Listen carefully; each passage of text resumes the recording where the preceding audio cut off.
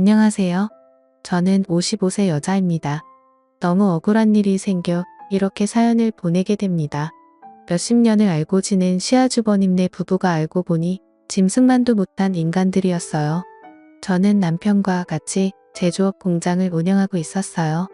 플라스틱을 만드는 공장을 하는데 업체에서 주문한 플라스틱 용기나 제품을 만들고 있죠. 이 공장을 하기까지 남편과 함께 정말 수도 없이 많은 좌절을 맛봤어요. 저나 남편이나 워낙 밑바닥부터 일을 시작을 했고 몸으로 부딪혀서 여기까지 오게 된 거였거든요. 남편은 공장 직원으로만 10여 년 넘게 일을 했고 공장장이 된 후로 저와 같이 공장을 인수받아 일을 했어요. 공장하면서도 별일이 다 있었는데 기계를 납품한다고 돈을 가져가고 안 가져와서 사기를 당한 적도 있었고 대금이 밀린 채 부도가 날 회사 때문에 저희 공장도 휘청한 적이 한두 번 있었어요. 그렇게 몇 번의 고비를 겪고 나서 인건비라도 아껴보겠다며 저도 같이 공장에 나갔고 명절을 제외한 나머지는 매일같이 공장으로 출근을 해서 살다시피 했습니다. 주변에 같이 일하시는 분들도 다르지 저희 부부한테 어쩜 그렇게 열심히 사냐고 했어요. 그 정도로 악착같이 살았습니다. 이렇게 살다 보니 또 그만큼의 보상도 뒤따르더라고요. 지하 월세방에서 살던 내 식구가 큰 평수는 아니지만 32평대 아파트에서 살게 되었고 두 딸들 대학까지 다 보낼 수 있었어요. 그래도 아직까지 애들 생각하면 마음이 아픈 게 저희 부부는 돈 번다고 매일같이 공장에 나가 있었으니 제대로 같이 시간을 보낸 적도 없었어요. 딸 둘이서 알아서 다 밥 차려 먹고 설거지 해놓고 그랬죠. 그렇게 저희 공장이 어느 정도 자리를 잡혔을 때 남편의 형인 아주버님이 저희한테 일을 같이 좀 하자고 하시는 겁니다. 이 아주버님으로 말할 것 같으면 평생을 저희한테 손을 벌리고 사신 분이세요. 맨날 사업한다고 돈 좀 빌려달라 해놓고 돈도 안 갚으시고 장사한다고 돈 좀 빌려달라고 하면 1년도 안 돼서 다 말아먹으시는 분이셨죠. 얼마나 뻔뻔한지 돈 좀 갚으라고 하면 가족끼리 야박하게 무슨 돈을 갚냐고 하셨어요. 워낙 저희 남편 성격이 착해 빠지고 정이 많아서 시댁 식구들이 죽겠다고 죽는 소리하면 다 도와주곤 했어요. 남편의 이런 성격이 남들한테는 100이어도 저한테는 0점이었네요. 그리고 아주버님이 이렇게 덕이고 만장했던 게 시어머니가 한몫하셨는데 저희 어머니는 본인 큰 아들이면 아주 사족을 못 쓰세요. 같은 아들이어도 장남이 최고라며 장남이 하는 말이면 무조건 다 맞다고 하셨죠. 한 번은 시어머니가 저희 남편한테 네 형이 지금 돈 때문에 힘들어하는데 동생이라면 형님이 돈 좀 쓰세요 하면서 얼마 주워주고 그래야지 너는 공장하면서 돈 벌고 있는데 이 형은 지금 직업도 업장이야 하시는데 저는 그런 어머니한테 안 된다고 했어요. 그러니 새노인네가 기운도 좋으니 저한테 빽소리를 지르며 식구들 다 있는 데서 표독을 퍽겁니다. 너는 남의 집 식구 주제에 네가 뭔데 돈을 줘라 말아라 하고 있어. 겁대가리 없이 우리 큰아들이 하는 일에 엎혀가면서 그 공장이 네 공장이냐 너는 그냥 쥐 죽은 듯이 시키는 거다 해라. 어딜 남자가 하는 일에 나서고 있어 하셨어요. 그러니 형님도 말했습니다. 동서 참 말 서운하게 한다. 아니 공장하면서 돈 좀 벌었다. 이거야 뭐야. 지금 우리 애들 아빠 직업 없다고 무시해 대단한 게 하는 것도 아니고 그깟 공장하면서 사람이 한결 같아야지 참 속 보인다 하시는데 근데 저도 그런 형님한테 그럼 형님이랑 아주버님은 사람이 한결 같으셔서 그동안 저희한테 빌려간 돈 한결 같이 안 갚고 계시는 거세요? 형님야말로 그 밥에 그 나물이라고 아주버님하고 똑같으시네요. 했어요. 매번 참고만 있었는데 할 말 다 했죠. 그러니 제 말이 끝나자마자 시어머니 신고 있던 슬리퍼를 저한테 던지면서 나가라고 소리를 치셨어요. 그렇게 못 베어먹은 애가 집에 들어오니 눈에 뵈는 게 없지 하셨죠. 그러면서 너는 이런 대우받아도 싸다 하셨네요. 시댁 식구들 다 이런 식이었어요. 결국 남편은 본인 형을 직원으로 채용을 했어요.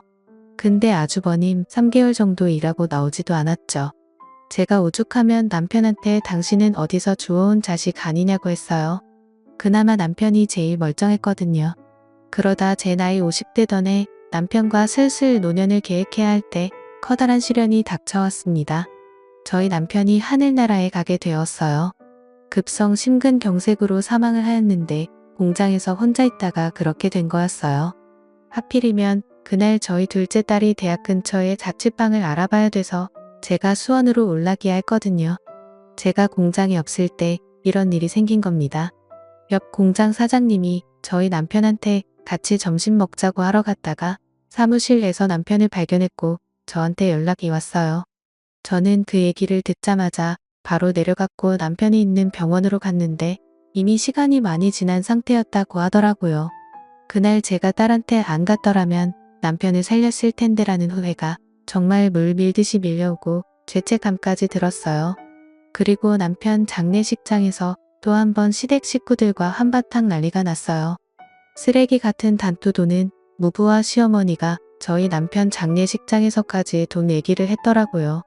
장례식장 식사하는 데서 셋이서 쑥덕거리는 걸 제 친구가 듣고 저한테 얘기를 해줬는데 정말 장례고 뭐고 죄다 뒤집어 엎어놓고 싶었습니다. 여태까지 아주버님이 저희 부부한테 빌려간 돈이 총 7천만 정도 되었거든요. 근데 그 7천만 원 얘기를 하며 엄마 내가 둘째한테 빌린 7천만 원은 이제 안 갚아도 되는 거겠지라고 했대요. 그러니 시어머니가 아주버님을 팔로 슬쩍 치시냐 당연하지. 그 돈은 안 갚아도 되는 거야. 평생 그 돈 갚으라는 소리 들었는데 이제 둘째까지 죽은 마당에 그걸 뭐하러 갚냐라고 하셨다네요. 그러니 형님도 어머 그럼 우리 그 돈 안 갚아도 되는 거야? 우리 완전 개탄내 하면서 7천만 원 안 갚아도 되는 대신 상주 역할 톡톡 해야겠네 라고 하셨대요. 그러니 아주버님이 그의 7천만 원 대신 둘째 가는 마지막 날까지 옆에 잘 있어주면 되는 거야 라고 했대요. 진짜 이 인간들 사람인가요? 이 판소리 짓거렸으면서 시어머니는 장례식장 오자마자 주저앉으면서 대성통곡을 했고 저한테는 너 때문에 우리 아들이 죽었다며 우리 아들 당장 살려내라고 했었죠. 지금 생각하니 진짜 가증스럽기 짝이 없었네요.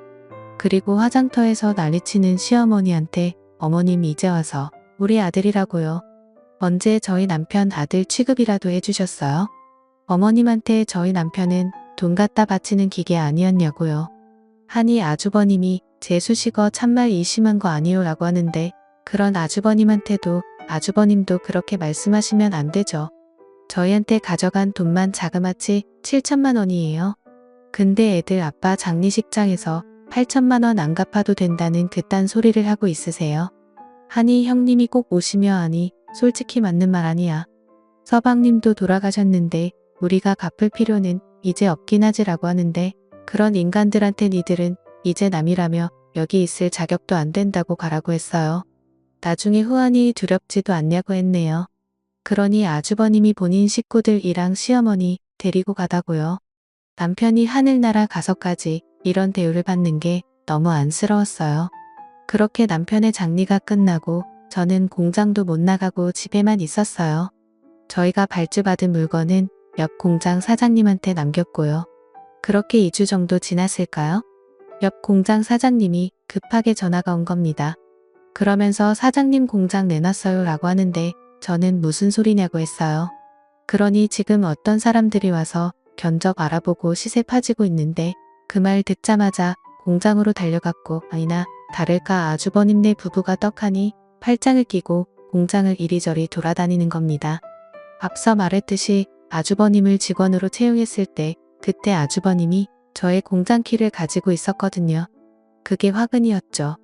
그리고 제가 공장에 갔을 때 이미 공장에 있던 기계들은 어디 갔는지 온데간데 보이지 않았어요. 저는 아주버님한테 기계를 다 어디 갔냐고 했어요. 그러니 말 같지도 않는 소리를 하는 겁니다. 아, 그 기계가 오래돼서 기름칠이라도 다시 하려고 수리 맡겠어요 라고 하는데 아주버님 무슨 말 같지도 않는 소리를 하세요? 기름칠 하려고 몇 톤씩 되는 기계를 옮겨요? 설마 기계 다 갖다 팔았어요? 라며 미친 사람처럼 소리를 질렀어요. 그러니 아니 재수씨는 보름 동안 공장도 안 나온 주제에 책임의식도 없이 이제 와서 뭐 하자는 거예요? 이렇게 책임도 못 지는 공장 갖다 팔아버려야지 라며 내가 기계 팔았어요. 왜요? 라고 당당하게 얘기를 하는 겁니다. 저는 그런 아주버님한테 산욕을 하며 네가 진짜 사람 새끼냐고 했어요. 이런 말하면 당연히 안 되는 걸 알지만 이 상황에서 좋은 말이 나올 수가 없었어요. 니들이 뭔데 우리 부부가 평생 일기론 자리를 니들이 뺐냐고 했어요. 그러니 아주버님은 이 공장 이후에 재수식계라며 공장도 이렇게 방치해놓고 제대로 관리도 못하는데 이 공장 엄연히 우리 동생 거고 나는 우리 동생이랑 피가 섞인 형제야. 형제가 대신 공장 정리해주고 있었는데 이게 어딜 지금 나타나서 행패야? 행패는 왜 우리 동생 돈이 탑이나 한가라고 하는데 이 사람들 진짜 미친 게 아닌가요? 저는 아주버님 내 부부한테 니들 이거 범죄야. 범죄 니들이 지금 무슨 짓을 했는지 모르지. 뭐 동생 거라서 대신 정리를 해주고 있다고 법으로 그렇게 해도 된다고 그래. 니 이것들이 아주 콩밥 먹어야 정신을 차리겠네. 어딜 겁대가리 없이 남의 소유물에 손을 대하며 경찰서에서 보자고 했어요. 그리고 저는 곧장 경찰서로 갔고 아주버님네 부부 절도죄로 고소를 했습니다. 그리고 고소장이 접수가 됐는지 시어머니랑 아주버님 부부가 저를 찾아와서 기계 판 돈 돌려줄 테니까 고소 취하하라고 하더라고요. 고소 취하 안 하면 우리도 가만히 안 있을 거라고 협박까지 하는데 저는 그런 인간 말종들한테 아이고 무서워라. 이젠 협박까지 하세요. 가만히 안 있으면 어쩔 건데요? 협박까지 추가로 고소 한 번 더 해드려 했어요. 그러니 형님은 어떻게 가족끼리 고소를 안 하며 서방님이 살아계셔 동서가 하는 일 보고 가만히 있겠냐고 하는데 저는 그런 형님한테 우리 애들 아빠가 살아있었으면 저한테 아주 잘했다고 박수라도 쳐줬겠죠. 당신들은 콩밥 먹고 제대로 정신 차려야 갱생이 될까 말까 하는 인간들이라고 했어요. 아주버님네 부부는 경찰서 출석해서 조사를 받았는데 아는 업자한테 거짓말까지 해가며 기계를 팔았더라고요. 제가 대신 팔아달라고 했다네요. 그렇게 기계 판 돈이 자그마치 1억이 넘었고 경찰서에서 대질 조사받을 때 그 돈 다시 돌려주면 되지 않냐고 하는데 수사관도 어이없어 하시며 그게 다시 돌려준다고 되는 일이냐고 하시더라고요. 이 정도로 무식한 사람들이에요. 설마 제가 고소까지 할 줄은 몰랐다고 하네요. 저는 고소 취하할 생각 없고 끝까지 간다고 했어요. 하늘에 있는 저의 남편 생각해서라도 이렇게 하는 게 맞는 것 같아요. 시어머니는 시도 때도 없이 저를 찾아와선 동네방네 소리를 지르며 집안에 여자 하나 잘못 들어와서 우리 집을 풍비박산 낸다고 여기 악마가 살고 있다고 하시는데 그럴 때마다 전 시어머니 대꾸도 안 하고 경찰 불렀습니다. 그리고 시어머니한테도 지금 잘못했다고 한 번만 용서해달라고 하기도 모자랄 판국의 어머님이 이럴수록 어머님 큰아들은 더 공경에 빠지는 거예요. 그것만 알고라고 했습니다. 여자가 하늘 품으면 온 6월에도 서리가 내린다는 말이 꼭 제 얘기 같았어요.